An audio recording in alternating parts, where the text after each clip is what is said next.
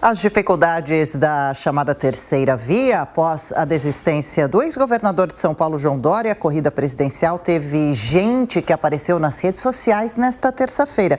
Quem foi exatamente? Conta pra gente, Michael Mendes. E não é que Eduardo Leite, ex-governador do Rio Grande do Sul, do PSDB, resolveu aparecer depois que João Dória deixou a corrida presidencial. Só que desta vez ele não deu entrevistas. Tem se recusado a dar entrevistas para a imprensa. Ele foi a rede social, usou o Twitter e mandou uma mensagem tanto para a terceira via como também para o próprio partido, dando assim uma indireta. Vamos acompanhar o tweet dele hoje.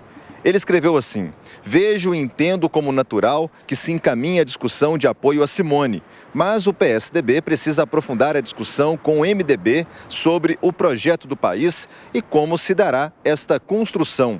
Confio que chegaremos a um denominador comum. Disse Eduardo Leite, que perdeu as prévias tucanas para João Dória, não aceitou a derrota, agora está encabeçado junto com Bruno Araújo, presidente nacional do partido, e claro também com Aécio Neves, o mesmo Aécio Neves envolvido em um escândalo de corrupção. Pois bem, Eduardo Leite nos bastidores quer ser o nome principal dessa chapa da terceira via e não aceita ser vice de Simone Tebet. Agora, ainda não falaram com Simone Tebet dessa história de Eduardo Leite encabeçar essa chapa. Não duvide também se o PSDB abandonar a terceira via. Vocês sabem, tinha uma reunião marcada do PSDB que foi adiada. Dentro do PSDB existe um consenso de que o PSDB pode mesmo pular fora dessa terceira via e, claro, fazer uma chapa puro sangue. Aí seria Eduardo Leite e mais um. Ricardo Salles, como você está vendo o momento da terceira via no país? Essa história de disputa para ver quem vai ser o cabeça de chapa da terceira via lembra um pouco o tweet feito ontem ou anteontem pelo presidente Bolsonaro, anunciando que ele estava abrindo mão da disputa pelo cinturão da Liga de Boxe Médio. Quer dizer, obviamente não estava abrindo mão de nada, era uma brincadeira. E essa discussão da terceira via também ninguém vai conseguir ser cabeça de chapa do quê? Simone Tebet tem 1%, João Dória tinha 2%, o Cidadania nem candidato tem. Quer dizer, eles estão discutindo aí, no fundo é uma grande retórica para manter esse assunto na mídia, que tem muito mais relevância no meio de discussão política do que efetivamente no mundo real. Não importa se o candidato vai ser a Simone Tebet ou Eduardo Leite ou qualquer outro, a terceira via não tem espaço na decisão política desse ano, na disputa entre Lula e Bolsonaro.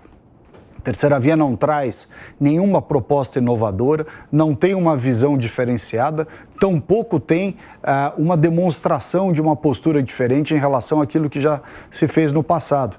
Então, efetivamente, essa discussão é uma discussão vazia, se a terceira via vai ser encabeçada por A ou por B.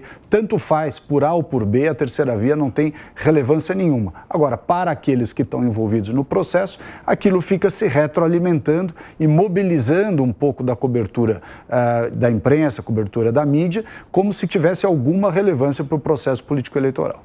É interessante que o presidente Bolsonaro chegou a falar em Michel Temer e o ex-presidente desmentiu, Amanda. O Michel Temer apoia a Simone hoje, o Thiago, assim como a maior parte do MDB. É importante notar ontem, talvez a gente ainda fale sobre isso no Jornal da Manhã, mas que as executivas nacionais dos dois partidos, MDB e Cidadania, se reuniram, mantiveram a reunião ontem.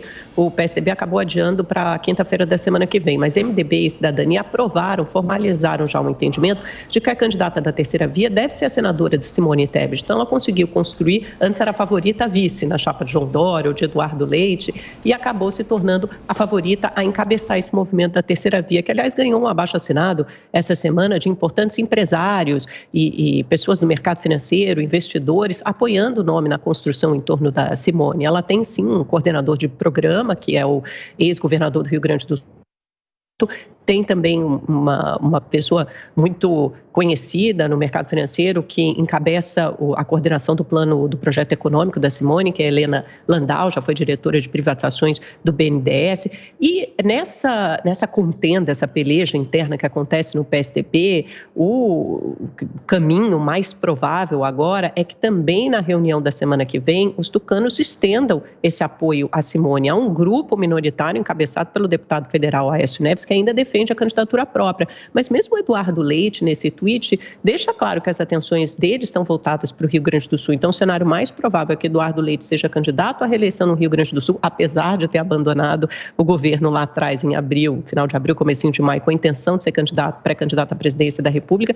Ele já viu que essa não é a melhor solução. O vice dele deve ser o Gabriel Souza, que é deputado estadual do MDB. Então, PSDB e MDB acertaram composição em vários estados importantes. Aqui em São Paulo também, o vice Rodrigo Garcia deve ser o atual secretário de Saúde, Edson Aparecido, secretário de Saúde da cidade de São Paulo, que é do MDB.